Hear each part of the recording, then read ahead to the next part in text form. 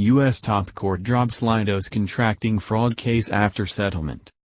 Reuters, the U.S. Supreme Court on Tuesday canceled arguments in a securities fraud dispute involving Virginia-based government contractor Leidos Inc. after the company and investors told the court they had reached a settlement.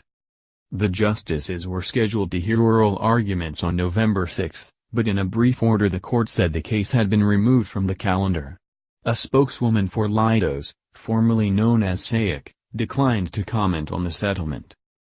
Leidos had appealed a lower court ruling allowing an investor lawsuit to proceed. The suit, led by the Indiana Public Retirement System, alleged that the company omitted and misstated key information in securities filings over its role in a troubled New York City payroll contract. The Supreme Court in March agreed to hear the case. On October 6, both sides asked the court to suspend proceedings while they sought lower court approval for an agreement in principle to settle the dispute. The lawsuit, filed in 2012, alleged Leidos had not disclosed its liability for employee fraud in connection with SAIC's work building a computerized payroll system for New York City starting in 2001. A kickback scheme that occurred during the project led to fraud charges against two SAIC employees.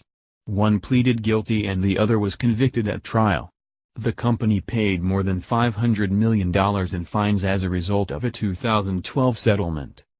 The retirement fund alleged that SAIC failed to properly disclose its liability in filings to the U.S. Securities and Exchange Commission regarding any known trends or uncertainties that could impact its business.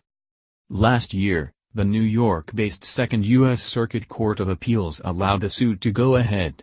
Leidos appealed to the Supreme Court, arguing that SEC rules do not compel the kind of disclosure the appeals court's decision requires and warned that the lower court ruling has led to a spike in lawsuits. Reporting by Andrew Chung, editing by Will Dunham.